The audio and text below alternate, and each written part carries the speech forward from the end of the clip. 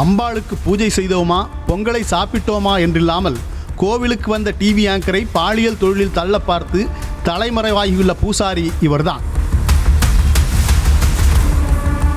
சாலிகிராமத்தைச் சேர்ந்த 30 வயதான டிவி தொகுப்பாளினி அடிக்கடி காளிகாம்பாள் கோவிலுக்கு செல்வது வழக்கம் என்ற நிலையில் கோவில் பூசாரி கார்த்திக் முனுசாமியுடன் பழக்கம் ஏற்பட்டது. தொகுப்பாளினி கோயிலுக்கு வந்தால் வரிசையில் கூட நிற்க வைக்காமல் நேராக கோவிலுக்கே அழைத்து சென்று தனது செல்வாக்கை காட்டி சீன் போட்டிருக்கிறார் பூசாரி கார்த்திக் முனுசாமி.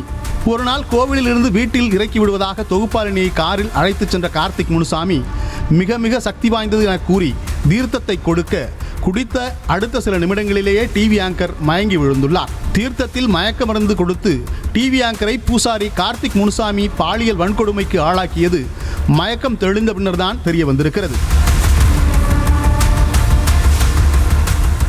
மனைவியை பிரிந்து வசித்து வருவதாக பாவமாக பேசிய பூசாரி ஏதேதோ அளந்துவிட்டு ஆதரவற்ற டிவி ஆங்கரை நம்ப வைத்து ஒரே வீட்டில் லிவிங் டுகெதரில் வசிக்கும் அளவிற்கு பேசி மயக்கி இருக்கிறார். இதன் விளைவாக டிவி ஆங்கர் கருவுற்ற நிலையில் மருத்துவமனைக்கு அழைத்து சென்று வலுக்கட்டாயமாக கருக்கலைப்பு செய்ய வைத்த பூசாரியின் நடவடிக்கையில் சில நாட்களுக்கு பிறகு மாற்றம் தெரிந்திருக்கிறது. இருப்பினும் பூசாரியை வற்புறுத்தி டிவி ஆங்கர் திருமணமும் செய்து கொண்டதாக கூறப்படுகிறது.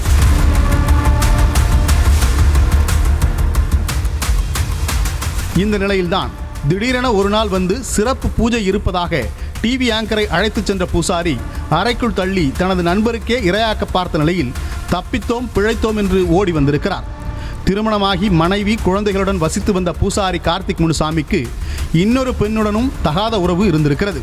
இவற்றையெல்லாம் மறைத்து டிவி ஆங்கருக்கும் தூண்டில் போட்டு சிக்கியிருக்கிறார் பூசாரி. விஷயம் தெரிந்து எதிர்த்து கேட்டதற்கு அம்பியாக ஆக்டிங் போட்ட பூசாரி அந்நியன் போல் கொலை மிரட்டல் விடுத்ததாக கூறப்படுகிறது. டிவி ஆங்கர் விருகம்பாக்கம் மகளிர் காவல் நிலையத்தில் புகார் அளித்த நிலையில் ஏமாற்றுதல், பாலியல் தொந்தரவு அளித்தல், கருச்சிதைவு ஏற்படுத்தியது, கொலை மிரட்டல், ஆபாசமாக திட்டியது, தகவல் தொழில்நுட்பத்தை தவறாக பயன்படுத்தியது ஆகிய பிரிவுகளின் கீழ் வழக்கு பதிவு செய்தனர். வழக்கு பதிவு செய்தது தெரிந்து காளிகாம்பாள் கோயில் பூசாரி தலைமறைவாகி இருப்பதாக தகவல் வெளியாகியுள்ளது. செய்திகளை உடனுக்குடனும் துல்லியமாகவும் தெரிந்து கொள்ள சப்ஸ்கிரைப் பண்ணுங்க.